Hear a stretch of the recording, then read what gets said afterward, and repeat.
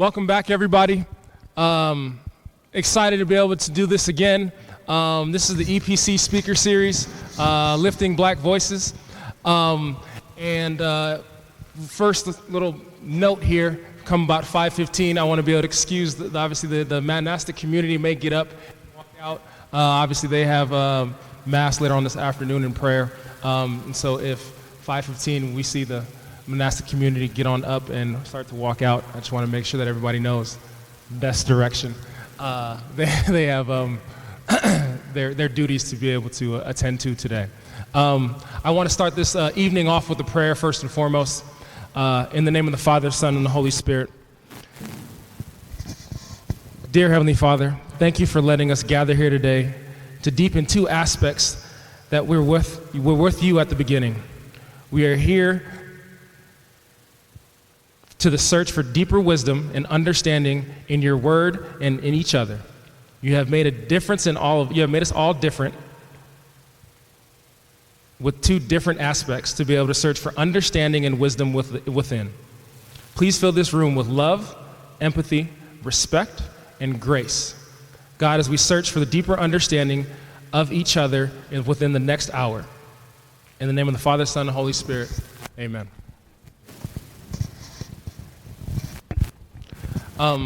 As we started the last group, there's a song that entitled and embodied the EPC speaker series.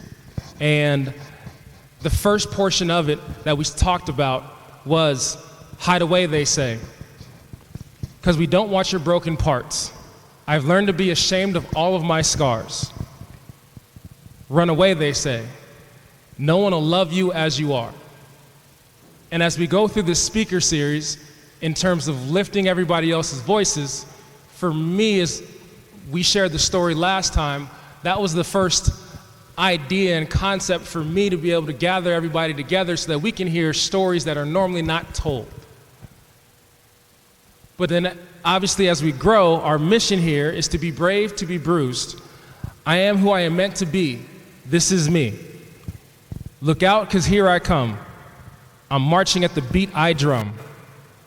I'm not scared to be seen. I make no apologies.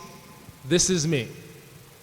And so as we go through this progress and process, and we get into people's stories, people's lives, we hear their vulnerability, we hear their scars, we hear their pathway. This is the opportunity for us to be able to learn from each other, to be able to seek wisdom and understanding in each other's differences. This song and this opportunity embodies what this college is about and embodies what we are trying to be able to create and do today. So this panel, awesome panel that we have in front of us today.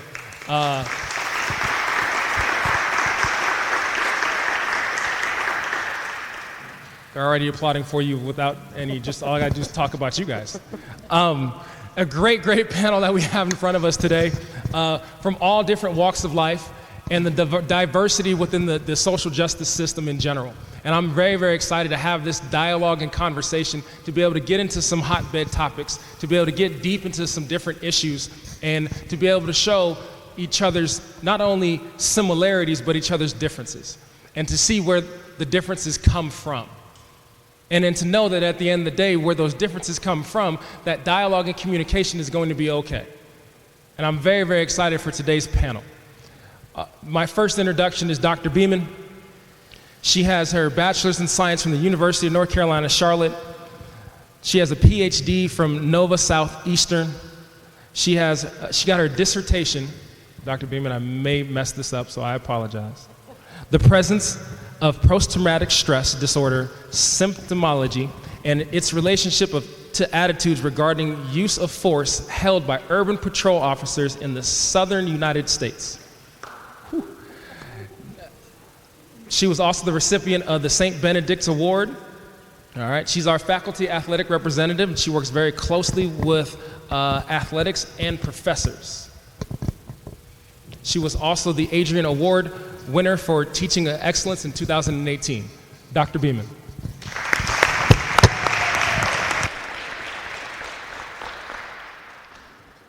We have Chief Leonard, but he wants me to call him Andy today. We have Andy Leonard, who's been a police officer for more than 30 years. He grew up in Charlotte, and after attending public schools, went to Felicity University. After college, returned home to started serving Charlotte-Mecklenburg Police Department. Andy served in many positions in CMPD, to include investigation, homicide, and internal affairs and patrol. He retired as a major in the CMPD in 2012, but continued to serve as a reserve police officer in CMS Law Enforcement Department. Andy became a chief of police at Belmont Abbey College department in March 2017. He currently lives in Huntersville with his wife of 32 years. He has 2 adult children. Chief Andy Leonard.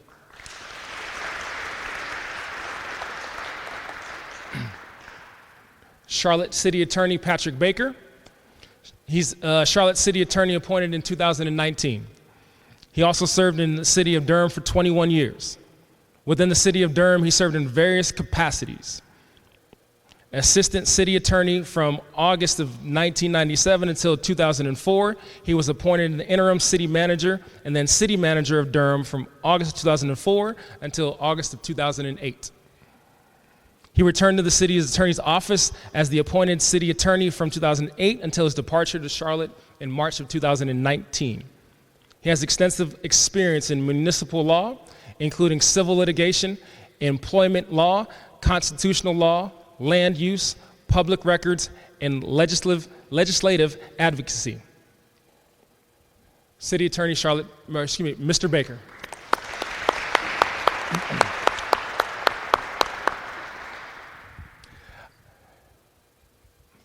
Make sure I get this right. President Crawford. 1983, a Belmont Abbey College graduate. 1983 graduate of the University of North Carolina School of Law at Chapel Hill. He earned his master's degree of law in ocean, coastal law of the University of Miami School of Law, and Master of Arts in National Security, Strategic Studies from the Naval War College. Crawford served from 2012 to 2015 as the Deputy Judge Advocate General of the Navy and Commander, Naval Legal Services Command. Crawford served from 2007 to 2011 as the legal counsel to the Chairman, Joint Chiefs of Staff from 2011 to 2012. He served as NATO Rule of Law Enforcement, Support Mission Rule of Law Enforcement, Field Force, Afghanistan. Crawford was the 43rd Judge Advocate General of the Navy from 2015 to 2018. President Crawford.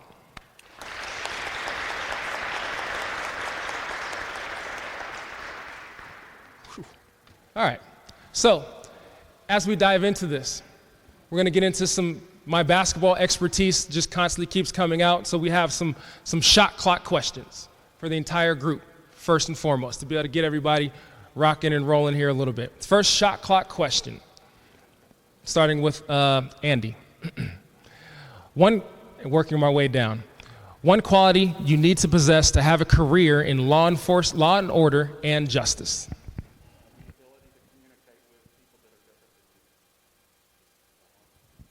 I don't know if everybody heard that one.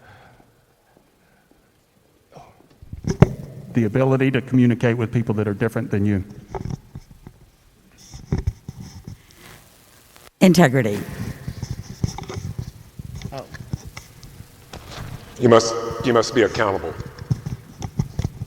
Excellent communication skills and empathy. Fantastic, fantastic. Second shot clock question before we get in depth. In front of us, we have individuals who have reached a highlight of their career, who have had great success in a lot of different areas. What is the hardest part or hardest transition in your career to get to where you are currently? For me, it was retirement. In 2012, I was not ready to retire and just was missing my place in doing something that was larger than myself as an individual. So getting through that and then ending up here. I think for me, it's navigating the responsibilities of marriage, family, and professional life. First of all, I had to figure out that my parents actually knew what they were talking about. And my dad told me once when I was very young, he said that I had the talent to have whatever type of life I wanted to have. But that life would have so much more meaning if in pursuing that rich and vibrant life, I did it in a way to open the door and aid others to have the same vibrant life that I desired. So you have to be focused, you can't be focused merely on yourself. You have to be thinking outwardly. And if you're thinking outwardly, then your focus would allow you to not only succeed in your endeavors, but open the door for others to follow behind you. And that is the critical thing that you want to leave behind you. Not wealth, but the fact that others have been able to follow and do it better than you have done it. So I graduated from Wake Forest University. The motto there is pro humanitate, for humanity. When I left law school, I went to Durham, North Carolina. Had never lived there before, but took that motto with me, that whatever I was going to do, it was going to be for the betterment of the community that I lived in and raised my family in. And I really keep going back to that motto with each change that I've had in my career. Am I making a difference? What am I doing? What do I need to be doing? Is it adding value to the community? And particularly once I got into the public sector, and it was completely by accident, I just wanted to do litigation and was basically given all the litigation I could handle and no billable hours. But once I got there, I realized that I could actually make an impact on the community. And at that time, I didn't have children. So when I brought when my wife and I had our children and raised them, I was actually making an impact for them. And if I'm making a positive impact for them, then it's going to be a positive impact for the community that I'm in as well. So I really got that public service spirit in me. And it's not about me. It was never about me. It was about making the community better. That's really what gets me up in the morning and gets me excited about what I do. And that's been a driving force throughout my career, even in taking what I learned in Durham and bringing it down to Charlotte in 2019. It's still the same kind of driving force. The same thing that gets me up in the morning is, how can I make this community a better place, and really put my talents into that effort.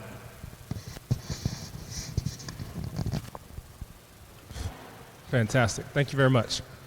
In the first speaker series, so as we dive into this now, we talked about privileged and oppressed, and how often the oppressed need a sponsor, co-sign, somebody to be able to help them to be able to attain a certain level. Mr. Baker and President Crawford, who's helped you along your journey to get to your situation where you currently are? Who's helped you along the way? For me, it really starts with my parents, and I'm not where I am today without their decision not only to bring me into the world, but also to have a plan for me, to provide me with guidance and leadership. As I was getting older, I'd also looked to my brothers as well. They were older than me, and my oldest brother is a doctor, and my other brother is a lawyer, is actually a professor down in Atlanta. And those two really set the course for my sister and I in terms of where we're trying to achieve, because they really set the bar very high for us as well. Certainly over the course of time, of individuals that I've run into, I think to the Durham City Council, because they're the ones that sort of picked me out of the assistant city attorney pool and appointed me as city manager, and that really exposed me to the public in a way that I really wouldn't have expected to be able to get to. So I looked to those individuals that were on the council at that time, and the city attorney who actually hired me. So there have been a number of people along the way, but I really want to go back to my parents in particular, because they really set the tone for me. And there were four of us that they raised at a time where it was a bit of a challenge, particularly for an African American family. My brothers and sister older than I, they were born in the 50s and really lived right through the civil rights era. I kind of came toward the end of that time, but my parents had a plan and they executed the plan, and I'm definitely a product of that execution. I would echo that. I start with my parents, but I was fortunate to not only have tangible guidance, the people that I could touch, but my parents were very focused on me being in the right environments. So they put me in the right educational environments, the right faith environments, and all those individuals that I was able to engage and encounter with every day demonstrated character and faith. I try to follow. My dad gave me a book when I was a young man called I Am Third, and it's about great athlete Gale Sayers. And when he was a sophomore track star at Kansas, he walked into his coach's office and saw this plaque that said I Am Third, and asked his coach, what does that mean? And his coach said, God is first, my family is second, and I'm third. I don't always live up to that, but as long as I keep that plaque there, then that keeps me moving forward to try to do better. And I would echo that. I don't always live up to that. But over time, that's become for me faith, family, and service. And so I'm a child of the 60s.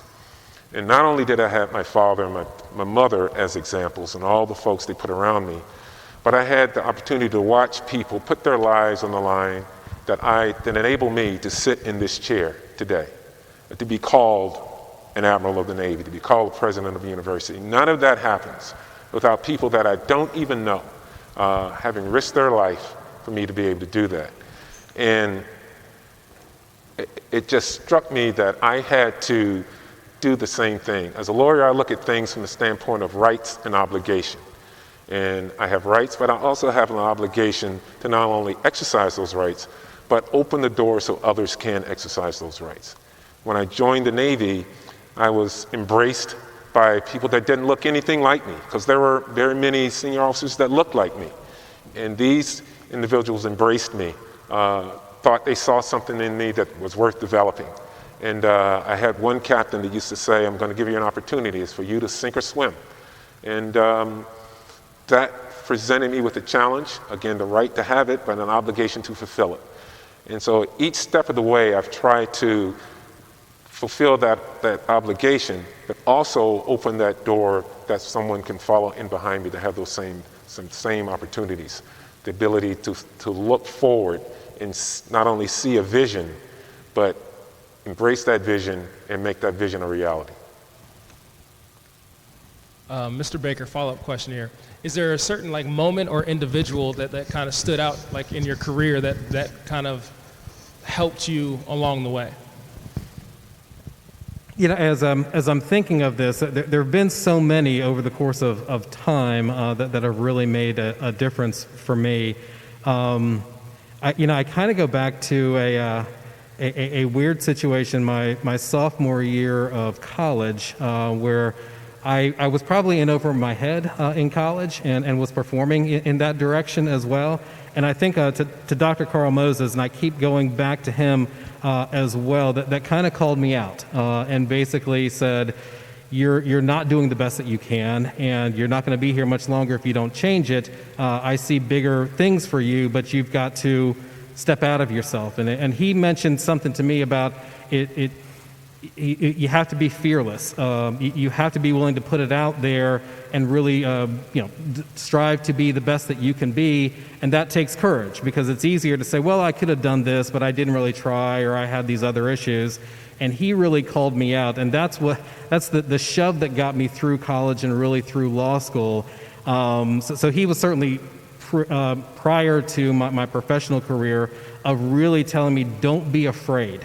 Put yourself out there. The only way you're going to find out is if you try. But if you're going to do it, really put it out there at 100%, as opposed to doing it at 70%, not being surprised when you get the results of the effort that you put out there. And that's something that I come back to a lot of that conversation that he and I had, because those first 2 years of college were really rough. Like for a lot of folks that are coming from a small community, and now you're in a big school with big for me. I was from Havelock, North Carolina, with a lot of really smart folks, and I was scared. I'll be candid with you. I was afraid to put it out there, because what if you put it all out there and it's not good enough?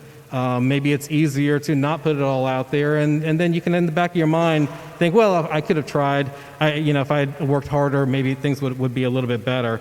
But I've taken that courage and not being afraid for some of the challenges and changes that I've had in my professional career, particularly when I moved from assistant city attorney to city manager. You're now at the top of the administration. You're now hiring and firing and managing 2,600 employees, and that was something that it would have been a lot easier just to stay in my little office as an assistant city attorney and not get noticed. But I go back to that conversation with Professor Moses and not being afraid and having the courage to put yourself out there.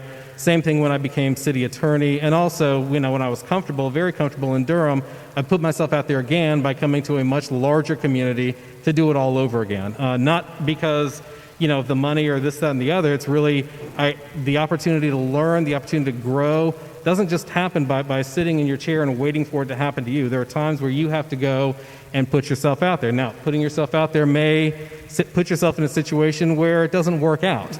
And that gets back to the issue of courage and being willing to gamble on yourself and to take the lessons that you've learned, whether it's your faith, your family, what have you, and putting that into your next assignment. And that's really the thing that has been pushing me throughout my professional career is, again, tying it back to trying to make a difference, trying to add value to the community, but also to take those courageous leaps of faith, if you will, and trying to make the most of the opportunities that you've had and the talents that you've been blessed with. Mr. Crawford, follow-up question. Is there a moment, you said there was an individual in your career that pushed you to sink or swim. Was there a moment in that opportunity to where you thought that you couldn't or could do it? Was there a moment, what was the moment of clarity to where you, the confidence started to exude, that you had the ability to be able to pursue this path? Well, I have to draw that all the way back to my mother and father. They always, at no time did they ever give me any impression that I would fail. They were investing in me, and so was everyone else investing in me. I was born into a African Methodist Episcopal family, and I chose at age 15 to become a Catholic. I was educated by the Oblate Sisters of Providence, black nuns who at that time in the 60s were focused on us understanding not just the 3 R's, but understanding that, as Dr. King said, we have a personal dignity that no one should ever cause us to doubt. And that sort of confidence helps you, even though when you see something challenging, that sort of understanding that you are a child of God and that He gave you talents, that He will give you what you need to succeed, helps you deal with that anxiety. I was educated by the Sisters of Mercy. They all invested in me, but I would have to say that all that was given to me was refined here by the Benedictine monks of Belmont Abbey College. I have to give so much credit to what was done for me here, and they didn't have to do it. But each and every one of them, and there's still one here, Brother Paul is still here. They invested in me. That CO who said sink or swim, I never contemplated I would fail. That didn't mean I was afraid. But fear is a good thing, because if you fear something, that means you care about it. If you're nervous about something, you care. And if you care, you're going to put your all into it. And if you are diligent and you're faithful to your craft, then you won't make those sort of fatal mistakes that are fatal. You should not fear failure. Failure is a part of learning. You learn more from your failures than you do from your successes, because you blast by that success because it was a victory. When you fail, you want to focus in on it, because that will never happen to you again. So you can't fear that. So I would have to say there's just such a lineage of folks that have invested in me, and you don't have enough time for me to talk about all the people, because God gave me talent, but they brought it out. And anything I've achieved has not been by my abilities, but been by the blessings that I've been given.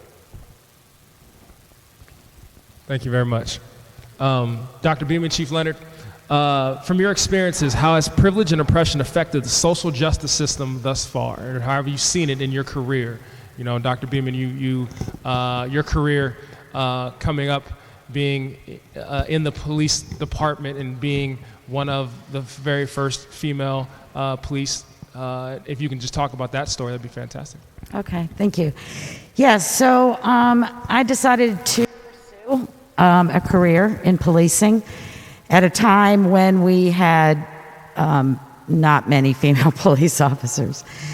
And it was a struggle because it was even at a time when we weren't really talking about sexual harassment or hostile work environments or sexual discrimination. So I was in an agency. I was the only female in an agency. I had no role models. I had no mentors. Like Mr. Baker and President Crawford, I had parents who believed in me, didn't necessarily understand my career choice, but believed in me and supported me. But beyond that, I had to take to prayer every emotion, every fear, every question. And after a few years, God led me to understand that privilege comes from Him. It's a grace. We all have it. We don't all recognize what privilege we have, but God has given it to all of us. And the privilege that I didn't see at the time that He gave me was an experience that I could then help others fix. And so I decided to pursue my education so that I could then become a police executive, so I could change the dynamics of females in law enforcement, minorities in law enforcement, and break down some of those walls that had been built up. It wasn't easy, and it, again, wasn't necessarily the plan that I started out with, but God is good, and when we open our heart and let Him dream our dreams, they're pretty awesome.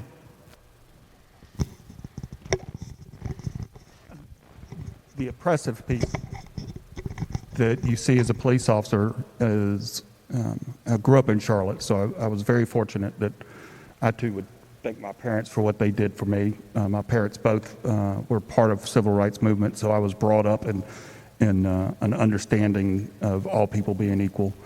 My parents chose to send us to to public schools. Went to very diverse schools, West Charlotte, Piedmont, Irwin, and because of that, I really didn't see oppression until I got into policing. And when I got into policing, it was more of the demographic of finance and economy than it was racial oppression. I know that it exists. I'm not naive not to believe it doesn't. But that wasn't something that was always in the open.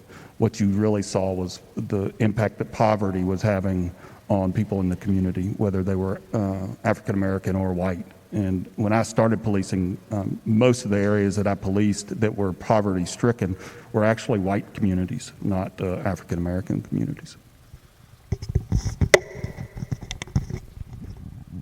And so, in your experiences thus far, Chief Leonard, what difference does that dichotomy make in terms of privilege and oppression, and how has your police experience been from start to finish, in terms of the experiences that you've had working in the day-to-day streets?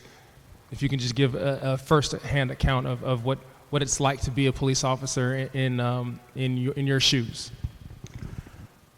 Oh, wow. When you start policing, you go to rookie school, which is like 26 weeks now. It might even be longer than that. Then you're assigned a field training officer. And as I shared with you, one of the stories I remember, my first field training officer is an African American. He's still with the police department. He's just in a different role. He's retired and come back. But I remember us making a traffic stop out by UNCC. and it was 4 African-American males. And this is like day 2 of my career as a police officer. And another officer had come over to back us up. Well, when you're a brand new rookie for the first week or so, you really don't get hands-on. You're just kind of observing what's going on. You're not driving the police car. You're not taking reports. You're just kind of watching. And I watched as the backup officer stood at the back right corner of the offender's car. I won't even call him a suspect. And he had his gun out, and it was down behind his leg. And that was not something we were trained in rookie school. You know, you didn't bring your gun out as a show of force. You brought it out when you thought you might have to use it. So I get back in the car and ask my training officer about it. And he says, "Oh no, we're going to do that when you got 4 people in the car." And he explains it, and I accepted that. But as I look back at it, would he have done the same thing if that were 4 white people in the car? And in my heart of hearts, I don't think so. And this was an African-American police officer. I don't think he would have. As I grew up into the police department, unfortunately, the crime that you see in Charlotte, and this has been throughout my career, it usually impacts poverty-stricken African-American communities. And that's a double-edged sword, because when you look at the number of contacts, if you solely look at the data and it says, okay, Charlotte-Mecklenburg Police, 75% of their traffic stops involve, and I'm making that number up, I don't know the number, Mr. Baker might, the percentage of traffic stops involve African Americans being stopped. And if you look at that solely as the stat you're going to believe, then you're going, wow, that's a racist police department. All they're doing is stopping African Americans. Well, at the end of the day, part of that reason that you have to understand is that's because we're spending all of our time in the African American communities trying to address some of the problems. It doesn't make it right. And as I used an example, do I believe that the system is racist? Absolutely. I believe the criminal justice system has several racial components to it. And it doesn't mean that all officers are racist. In fact, most of them aren't. But if you take an African American and drive them through Myers Park in Charlotte, which is a very affluent white community, very few African Americans live there, and that African American does not use his turn signal, there's a good chance if an officer sees it, he's going to get stopped. The white person doing the same thing probably isn't going to get stopped, because we really don't do a lot of enforcement of turn signal use. It really is a tool to try to find out why somebody's there, what they're up to. It's not a tool to enforce the law because somebody doesn't use their turn signal. Take the same 2 people and put them in that poor African American community, and both of them will be stopped. Because now we want to know why the white guy is in the African American community, assuming that they're there to do something wrong. So you see that every day in policing. You've probably heard of the sentencing dealing with cocaine. It's been recently changed, but crack cocaine, you would get more time for crack cocaine than you would for powdered white cocaine. Well, in the history of the cocaine use, it was African Americans that were using the crack cocaine, not white people. And so just by itself, that law became discriminatory. And some of those things, again, that law has been fixed and some of those sentences have been overturned. But there were a lot of people getting a lot of time in prison where if they'd have just had powdered cocaine instead of a rock of cocaine, they might not have been in prison at all.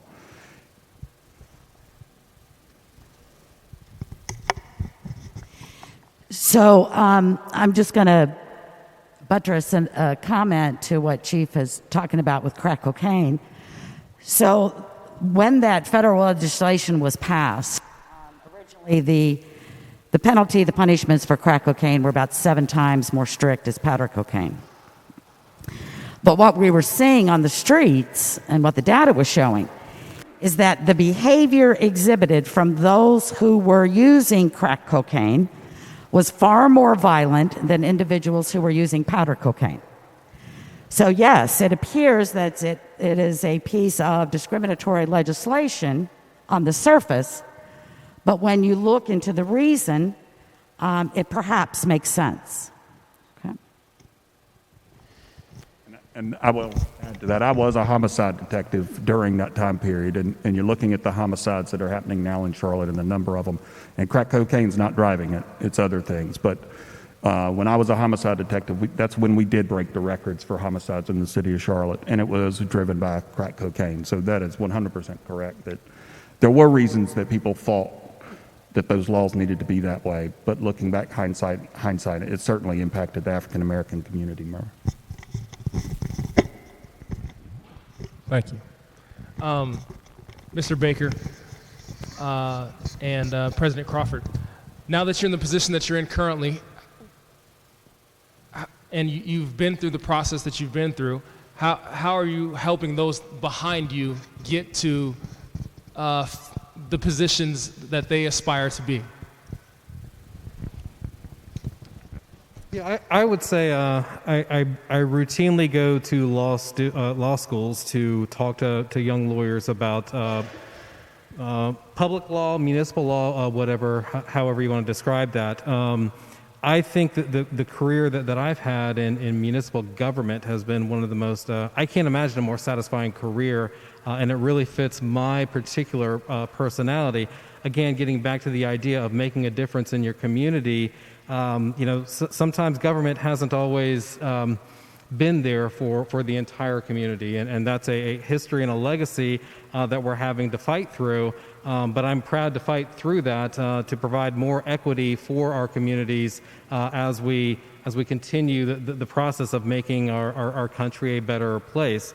And getting particularly young people and I think it's easy probably to get discouraged about what's going on in our country, and maybe it doesn't matter, other things are happening around there, and trying to find your particular role, your particular niche.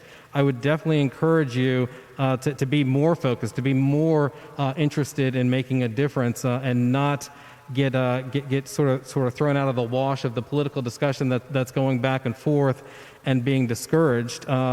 I've had the great pleasure of working with a number of elected and appointed officials who are making some of these big decisions, and some of them are brilliant, some of them are really top-notch people, but not all of them are. And I think it's incredibly important that you not get discouraged about participating in the process, because this idea of government kind of scares some people. Why bother doing this? Your name's going to be in the paper, or gosh help you if you're running for office, and the things that can be said about you, and the attack ads, et cetera, and it steers a lot of people out of those positions of authority where you can make a difference. And I'm not suggesting that you have to necessarily run for office. I've never done it. I thought that I would at some point in time, and I haven't done that.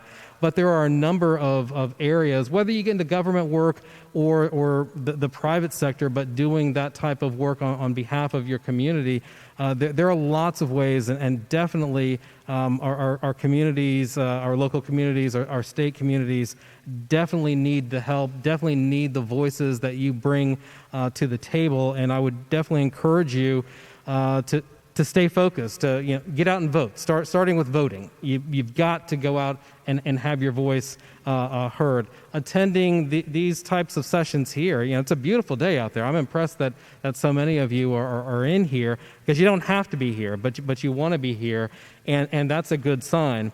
But the world seems to be filled with a lot of followers, and anybody can be a follower, but being a leader, and being a leader for the right reasons, takes a special person. And I would encourage all of you, if you've got that drive in you, the idea that you want to make your community a better place, you can let somebody else do it, and maybe they'll do a good job, maybe they won't, it's hard to say, but you can do that as well. And I would definitely encourage you all to get involved like you're doing right now. And hopefully you'll be that generation that takes over for the positions that I've got, and others on this panel have, to again, add value to the discourse and get us on the way to solving some of these problems.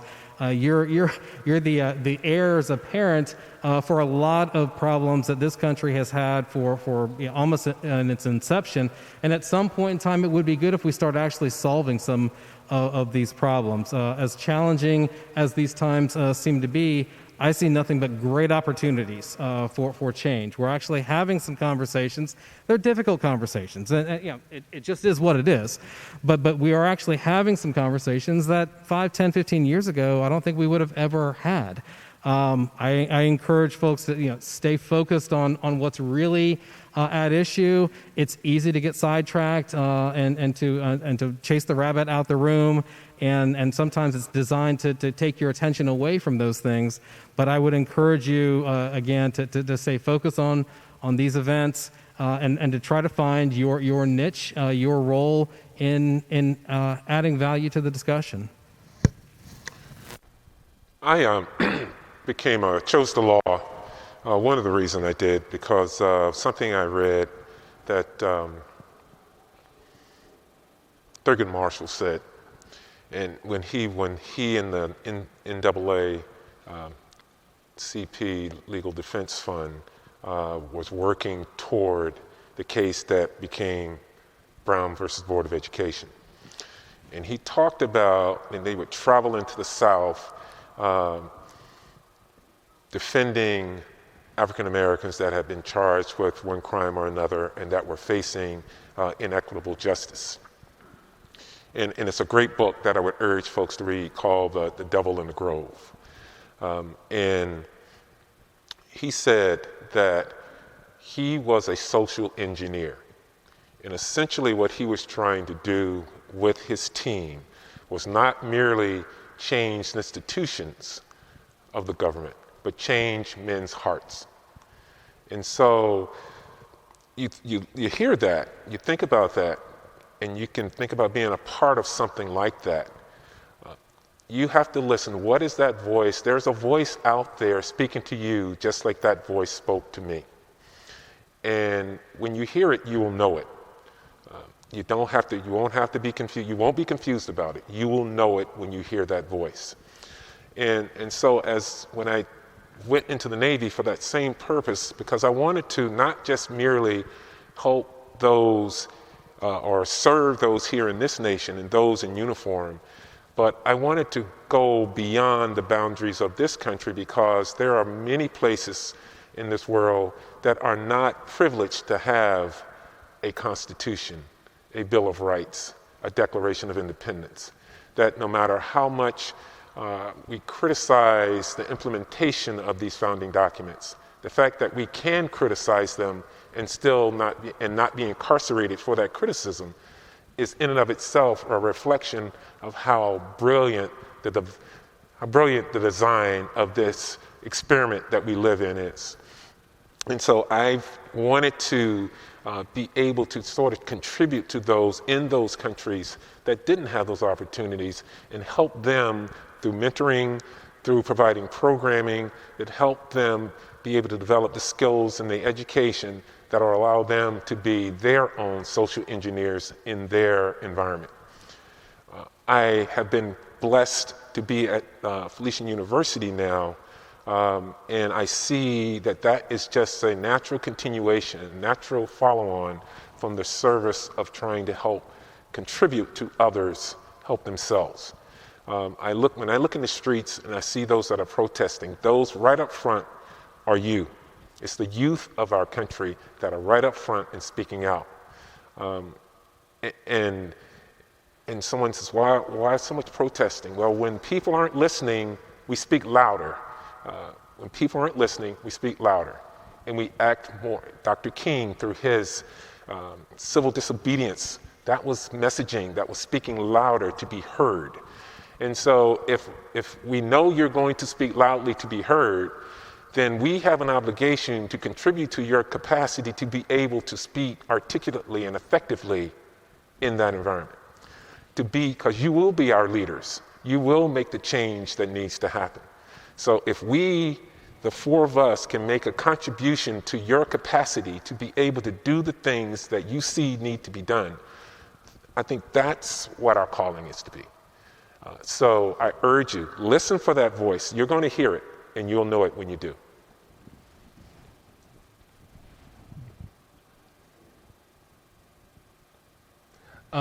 Thank you very much for that one. So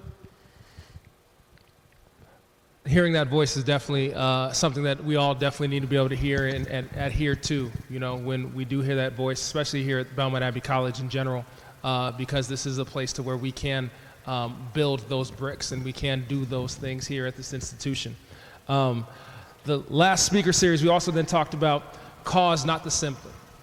And so this one I'm really excited to be able to talk about in general. We want to be able to fight the cause, not the symptom. So we talked about how if you have cancer, then the symptoms are going to be loss of weight, loss of hair, et cetera, and we want to be able to fight the cause, which is the cancer, with chemotherapy, not necessarily fight the baldness and the loss of weight, and in the justice system, what do we need to be able to adjust to be able to fight the cause? The headlines say different aspects. We need to look past, as Mr. Baker talked about, look past that and get deeper.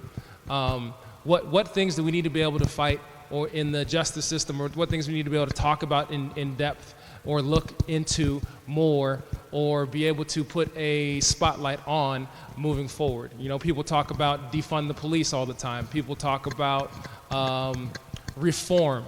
People talk about a lot of hotbed different topics.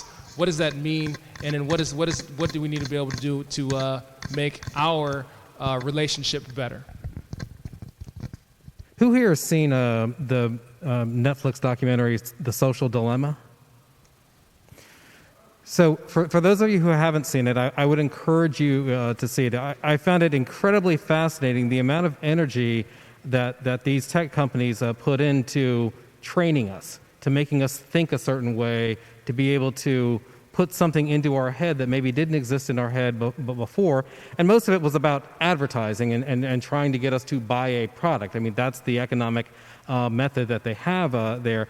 And it's really fascinating because as I'm watching it, I was on my phone, clicking on things and I pictured somebody back there saying, "Hey, Patrick's watching a movie. We need to get him to buy something, so get him to do another click." And taking that movie, again, I would encourage you all to take a look at it. Very fascinating. Having these conversations, these honest conversations, there are a lot of folks out there, a lot of entities out there that want you to be thinking of something else, that don't want you to actually focus on a particular matter because they've got a particular bend that they want you to be focused on. And they'll throw out various red herrings, if you will, something to take you away from somewhere else. You saw what happened to George Floyd, and then there's an entity out there or a group of folks out there that want to tell you about George Floyd's past and things that he had done in the past or what have you, to take your mind off of what happened that day. And I would encourage you to, and that's a real challenge because sometimes, depending on where you decide to get your news and information from, you're only going to hear one side of the story, which guarantees that you're never going to hear the other side, and you may never actually get to the actual cause if we're talking about symptoms versus cause to find out what happened here. How did this go wrong? And it's on both sides of the aisle. I would say there's more than just a red aisle and a blue aisle. I think that there are a number of aisles that are out there, and you have to be careful. How you get your information, how you process that information, it's a challenge. It is a challenge. But I think when you have these conversations where you've got a diverse panel of folks that are going to give you different perspectives of things, you listening to those different perspectives, I think, will help you decide for yourself what's important or what's not important. Coach, you and I were talking about Breonna Taylor and some of the issues as it relates to Breonna Taylor. You'll hear, she was sitting in her apartment and the police just came in, stormed the place and killed her, and that's it. And if that's your angle and that's all you ever hear, well, that's a terrible thing. That's an awful thing that happened. You'll hear that her boyfriend shot the police and that's why she's dead, and it's really the boyfriend's fault because if he didn't have a gun, which he lawfully possessed, and didn't shoot at them, then none of this would have happened, and that takes you off in another route. I, as a defense attorney, and to be clear, as a city attorney, I actually represent the government, the city government of Charlotte. That includes the police department, and I represented the Durham Police Department for 21 years as well. From my perspective, I mean, the question is, why were the police there at, 1 in the morning? What was so incredibly important to have that kind of interaction where they come with a battering ram? I mean, they're intending on making a pretty violent entry into that apartment. What was so important that you had to risk the officers' lives and the lives of the individuals that were in the apartment? What was going on? And I still don't have that particular answer. Everything that I've heard is that Breonna did not have a criminal record, and neither did her boyfriend, but maybe two boyfriends beyond had a criminal record, and they were looking for him, and he wasn't there, so we've got someone who's dead. And that's a classic case where, when we talk about police reform, and I would say having represented the police officers for 23, 24 years, I would be a part of that reform movement. I think that there are some things that we need to be looking at. I think we ask the police department to do way too many things that they're not trained to do, that we ask them to fix all of society's ills, and we expect them to do it perfectly every single time, and I think it's impossible to do that. And I think we need to be rethinking what police and law enforcement looks like going forward. Again, getting back to Breonna Taylor, you put everybody's life at risk, and maybe it was worth it. I don't know. Maybe there was something that big, that important going on, that particular interaction needed to occur. I've just not heard it yet, and I've tried to listen and tried to pierce through all of the other red herrings that are thrown out there to get me to think one way or another, and really trying to find, because I think that's a symptom. Why do we do that particular interaction? Is that the right interaction to make? And it kind of gets back to it, and I know you all have, with your tenure in law enforcement, it used to be those high-speed chases, and they happened all the time. And then at some point in time, the question was, why are we chasing somebody down at 100 miles an hour through a community? Is there a need to do that? And eventually the police departments all over the state, or all over the country, actually backed off on some of those things to where only are going to be on very limited situations where there's a high degree that the person is violent and is going to do something violent, would you have that type of chase? And that's the type of thing, I think, a model where you just start thinking of things a little differently. Why are we doing it that way? Well, because we've always done it. We've always had the high-speed police chase. They looked fun in the 70s where the cars are going all over downtown San Francisco or what have you, but is that really the best way to do it? And you see that sort of backing up, if you will. And I think those are the types of things where we just need to be thinking, are we getting what we want out of law enforcement? Are these the interactions that we have to have, and not just for the individuals, the civilians, but also for the police officers as well? I think every government has a fleet of vehicles, and we know we've got algorithms to tell us when to pull them out of service, when to get them fixed. But do we do that for police officers? Do we have an algorithm that says, I need to take that officer off the line and make sure they've got mental health training, make sure they've got good counseling going on? I think it's sort of, RoboCop was a great movie, but there aren't any real RoboCops out there. I think we ask for them to do too much. But having that conversation means that you have to pierce through all the police are bad, or, everything the police departments do is perfect and there's nothing wrong. Piercing through all that conversation can be challenging, and it does take some work. And I hope, certainly from my perspective, when I have the opportunity to speak about these things, I want to bring those to you because the truth is out there. Sometimes it's not easy to find. Sometimes it's not just handed to you, and sometimes it may take some work. But asking those right questions, the tough questions, can be a challenge, but it's something that you need to do in terms of educating yourself about the topics, and being willing to listen to others and listen to other perspectives. I think will get you to the truth and to the cause much quicker. On its face, when I hear a question like that, the response might be vote, advocacy, those sorts of things. But I think you have to look deeper. There's a great philosopher, author, teacher named Howard Thurman, who was actually the mentor and teacher to the civil rights leaders. Dr. King used to carry his book, called Jesus and the Disinherited in his pocket alongside the Constitution.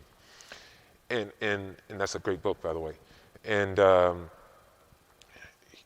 think we have to look at things sort of like how Howard Thurman has asked us to look at things and go beyond the surface of what we see. I think a lot removed, or it's evaporated, I don't know how to say it exactly, but passion and respect has sort of evaporated from our public discourse and our person-to-person interaction, where we come to see someone not like us as the other. And when you're ready to see someone like the other, and you have authority that you can exercise over that individual, you can be prone to use that authority in a way that you would not use it to someone who is not the other, someone more like you, because that other is strange and they're foreign. Yes, they're living in this country, but I've got to watch that person. And Howard Thurman is telling us we really need to understand that we were made for truth and love. And we are sort of, in some ways, our faith has become tied in a lot of ways to for some of us, to the way our market, sort of a market thought, where it's all external, it's all transactional, sort of like in Luke, what Luke says, if you're lending only to those ready to knowing you're going to receive something back, then what credit is that to you, as opposed to doing something for love's sake? And that's when you start to get to the heart of the matter. Because when we begin to see that we were made for truth, we were made for love, then you're looking into that inward sea. And in that inward sea is the pathway to the beloved community that Dr. King used to talk about, where we embrace and empower each other, that no one is an other, that we all are here together in the same. And so I think we have to, while voting is critical, while advocacy is critical, while being vocal is critical, by not being a bystander is critical, we have to find our way back to compassion and love. And then in our interactions with each other, if we can do that, we can have the sorts of dialogues that are dialogues and not diatribes and not yelling at each other. And because you can't hear a person if they're yelling at you. And I'm afraid that's where we are right now. We're simply yelling and no one's listening because we see the person that we're yelling at as the other. And we've got to come back to that place that Howard Thurman suggests that we should be and that we were made to be. I was just going to comment. Sit down. It says it's on. I was just going to comment on something that Mr. Baker had said, and we'll have a conversation about what I learned in my dissertation research. And I think this is another way in which God works in our lives when we put our trust in Him, do the best that we can, but leave it in His hands. And I'm at a point where I have tried to get my research out there to help police officers and families and communities, and for a reason that Mr. Baker probably understands. There are some who don't want to have that conversation. And so God has presented an opportunity where He's put me in a room with an individual who's probably in a really good position to start that conversation. So you never know. I don't know if you guys have ever seen the movie Apollo 13. And Jim Lovell's talking about something happening on one of his trips, and all of his the mechanicals in his plane all go out. He's flying completely dark, and up in front of him, he sees the wash of seaweed from the aircraft carrier, all right? And what he says is, now I thought I was a goner, but if my lights had been on, I never would have seen that seaweed churning, and I might not have ever found the aircraft carrier in which to land. So he says, you never know what events will transpire to get you home. And I want you to trust. I want you to discern the path that God is leading you. You're here for a reason. You're in this place, in this moment, for a reason. God's calling you. He has a mission for you. Ask him what it is. He'll tell you. Here at the Abbey, if we can't have these conversations, we can't have them anywhere in the country. First and foremost, this has already been said, but we can't reiterate it enough. We believe in the honor and the dignity of every human person. And if you come take a couple of CJ classes with me and our faculty, you'll learn that's the first thing we say and that's the last thing we'll say. And it doesn't matter if you're the police officer, the offender, the victim, the witness. We all have dignity that is given to us by God. We are all wounded at some point in our life. We are all victims of some oppression because nobody has all the power all the time. And what I would just challenge you, and this is what I had to realize in my life, if I don't heal from the victimhood, I end up bleeding on people who didn't hurt me. Don't be afraid to heal. God's grace is just waiting for the asking. And then take that healing to begin your mission.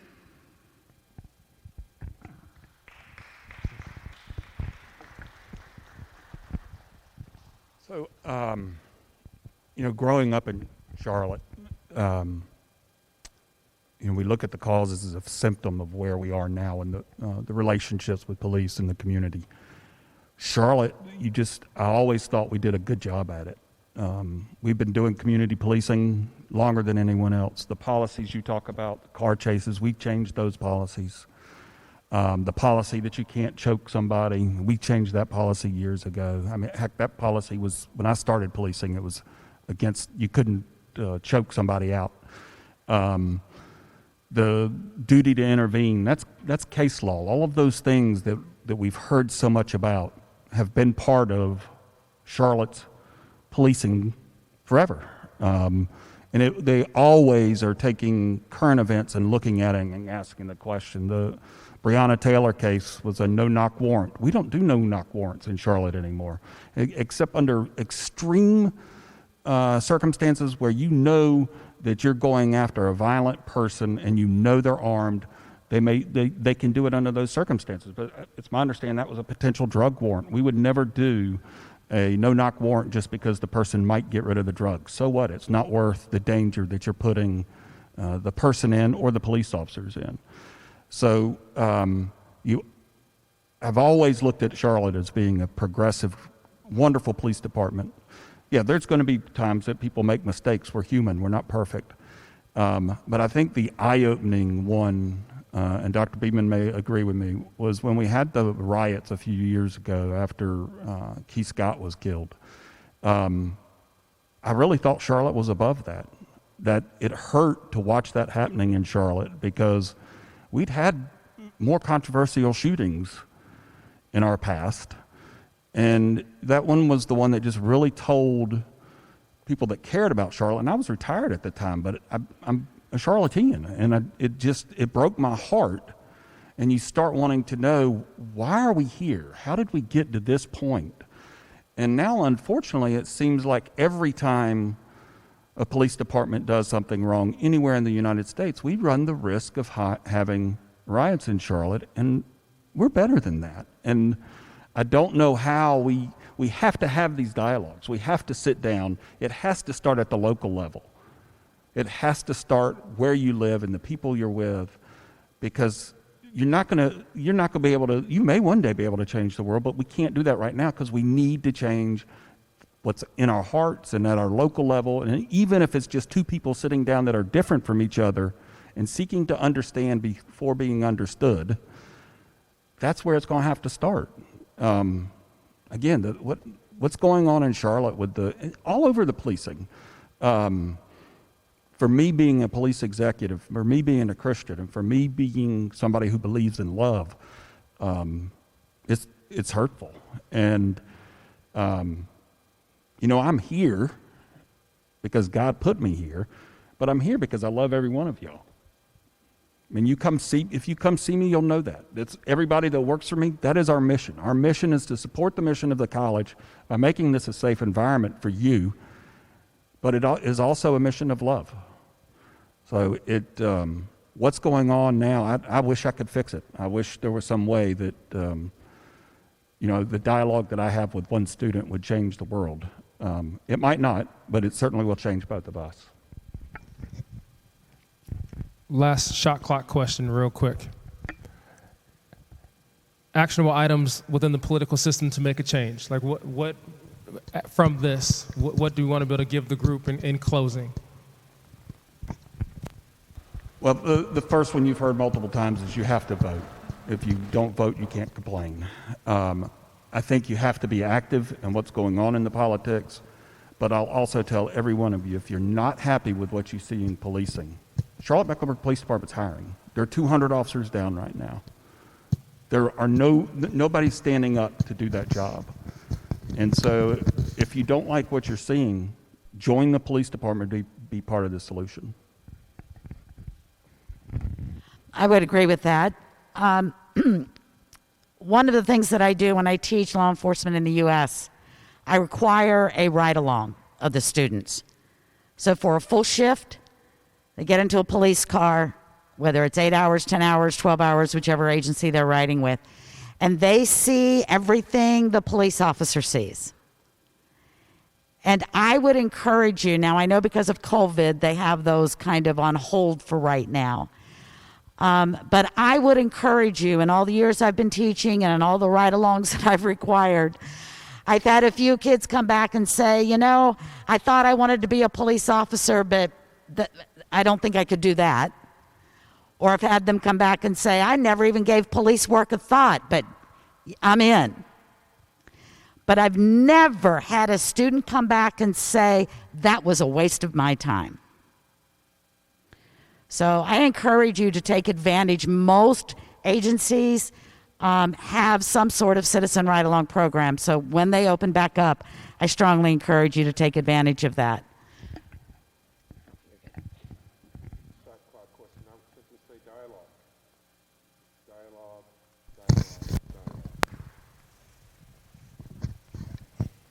I do need it. Dialogue. That's what it's about, talking to each other. Talking to our policemen, being critical, but listening. If you're not dialoguing, if you're not listening, if you're speaking with someone and when you pause, you're just waiting for your time to speak again, then you're not dialoguing. And I think that's what's critical. We have to dialogue and listen. Yeah, I would definitely agree. Stay engaged. There are lots of followers out there. I think that there is a true absence of leaders, and you don't need to be a city attorney or a professor or a chief of police to lead. You can do it right now. There's nothing stopping you from taking a path and not necessarily following where everybody else is going. You can do something different. You can ask different questions, and just stay engaged. Don't give up.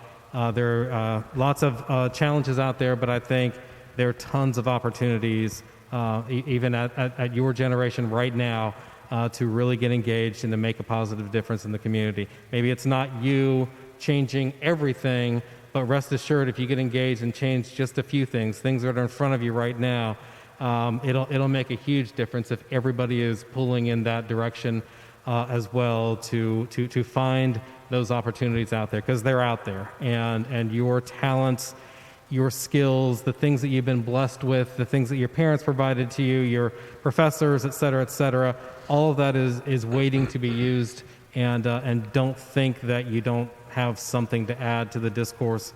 Trust me when I tell you, you do, and I would encourage you to go out there and add to the discourse. Thank you very much for the wisdom of, faith, family, and service. Put it all out there. Dr. Beeman with and victimhood, and Chief Leonard in your perspective as a police officer and your service. I definitely want to be able to thank the panelists first and foremost. I want to be able to thank Dr. Beeman. I want to be able to thank Chief Leonard. I want to be able to thank President James Crawford, and I also want to be able to thank Charlotte City Attorney Patrick Baker. Please give them a round of applause.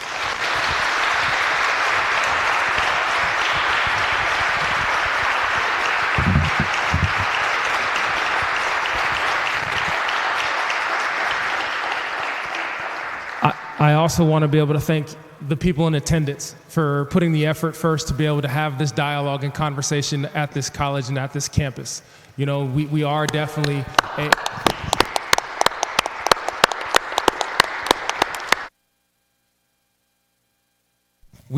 an institution that is hands-on first and foremost, and this institution thrives on individuals that are taking action today. And we appreciate you guys being able to hear the conversations, be able to learn and grow for wisdom and understanding, and being able to search that on a regular basis. We've heard from everybody in terms of go out and vote, be a part of the system, be able to be an actionable item, to be able to go out there and take action in the everyday occurrences that you see on a regular basis. I definitely want to be able to encourage you guys to constantly keep being that voice of reason. And I thank you so much, the panel, and I thank you all for in attendance, and we appreciate all of you guys. Our next speaker series will be January 17th, and thank you very much once again. Have a great and wonderful day.